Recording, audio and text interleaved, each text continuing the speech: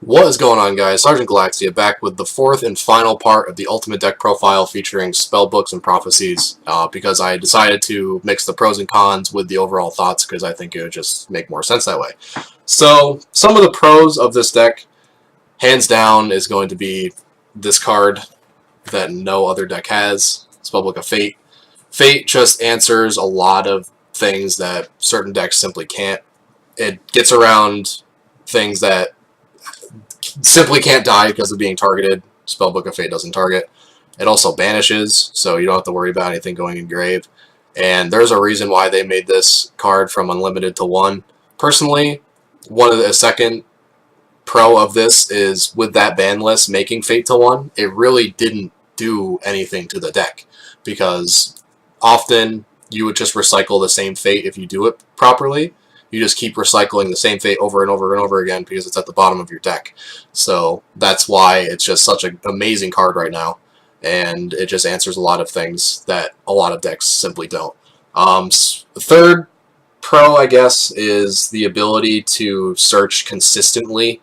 This deck is probably, if you think of searching and consistency, you will think of spellbooks because spellbooks have 2 searchers, and they have sub-searchers that kind of have built-in searching in themselves, along with other cards like Spellbook of Power, Spellbook of Master, Grand Spellbook Tower giving you more pluses, and stuff like that. And it's just an absolutely amazing engine, and it's the best searching deck in the game, I feel, because of all the consistency that it does have. Fourth is the ability to play different styles that are both relatively good.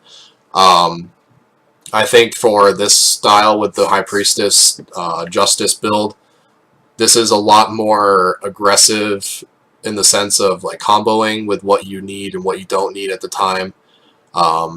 Like with the Justice, you activate like a Secrets to add, I don't know, like a Master or a Power if you're going to anticipate crashing into something with Power, or a Life if you think your Priest is going to die, or a Wisdom if you see like if you anticipate like a heavy back row for your opponent, or if you know that there's a heavy back row. There's just a lot of different ways that you can play out of a lot of situations with the Justice High Priestess combo, because you're backed up with the 7 traps that you can search off with Duality, which I mentioned before that I strongly feel that you need 3 Duality. So the cons of this deck only really has one big monster. That's one of the reasons why I added the Breakers to have more beaters in this deck, because this is what this deck struggles with. It only, in the end of your play, you only are sitting on 1 or 2 monsters. You're never spamming, so you can't really put too much pressure on your opponent in regards to monsters, because that's what your back row's for. But going into the second con, if you are a spellbook player, you know that literally half of your deck is already decided for you, because what I recommend you do is play 17 spellbooks and 3 of the Blue Boy, which is 20 cards in your deck already that are already been chosen for you. And it's kind of hard to have any real innovation or any real combos with that, because the 20 is absolutely needed with this deck. And it just limits you in certain ways. And on top of needing Duality, it restricts certain players from having the ability to swarm with special summoning, because Duality, like I said, I think you need Duality, and it just puts a restriction on it. And that's another reason why I do not play Temperance World build, is because of that reason, because it's another special summoning restriction that you are putting onto yourself with that. Another con, I guess, would simply be the ease of siding to beat spellbooks, because if you have DNA Surgery or if you have Zombie World, you basically beat the deck. If they're not spellcasters, you do not win the game unless you have ways to beat it. And that's one of the reasons why I play the Priestess build, because if for some grace of God, if I am able to special summon Priestess out of my hand, if I'm not playing like Evil Swarms or whatever and all that shenanigans, I can still pop the DNA Surgery. but it's hard for some players to do that. So overall thoughts of the deck, I am kind of biased in this sense. I've been playing spellbooks, I've been playing spellcasters since the beginning of the game. Literally, I bought Yugi's World, or the Yugi collection with Dark Magician and all that random stuff in it, and I absolutely love spellcasters. And to me, I will play this deck until it burns into the ground, where they ban Secrets, they ban Blue Boy, they ban Fate. I'm not playing the deck after that. So I think it's consistent. I think that's the one thing that I love about it, is the consistency and the choices and the options that you have to get out of certain situations. If, say, for example, if there's an Ophion on board and you can't special summon a High Priestess, you have Justice, you try to search out a power the best of your ability, and if you have the option to search out a Wisdom as well, because Evil Swarms play a heavy back row, you like summon the Justice, the summon good, okay, it's fine.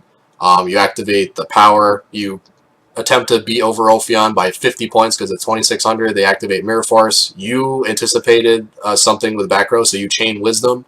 And not only did they waste a Mirror Force, they lose an Ophion, and you get to search off of the power. And in the end phase, you get to search for a Priestess and a Spellbook. So I feel that this deck just adapts really well to certain situations. But the kind of like I said, the downside is that you need to play duality, and it kind of restricts you in the special summoning sense. But overall, if I were to rate this like a 1 to 10, 10 being like tier negative, 100 is just absolutely like 100% everyone should play this deck, I feel that my build is around like a 7.5 to 8. Probably leaning more towards a 7.5, but that's my bias kicking in. The deck is good, I feel. But the consistency is amazing, but it still has some problems that are lacking with decks that swarm, like your Gaias and other decks like that, like Mermails and everything that just spams this deck. Because once there's too much field presence, it's hard to get out of it with this deck. So hopefully you guys like the 4-part ultimate deck profile. If you did, please let me know in the comments below. I really think that this is something that people should start doing, because a lot of people simply don't look at deck profiles just to simply see the deck. People want to know how to beat it, how to side against it, what's good and bad about it, what people think about the deck as a whole, and I feel that I accomplished this. So if you guys appreciated it, just please let me know. Make sure to like, follow on my Twitch, subscribe to my YouTube channel. Make sure to check out my teammate TurkThePally, which probably most of you are subscribed to anyway, but if you haven't, subscribe. And that's going to be it for me, guys, so see you later, Space Cowboys.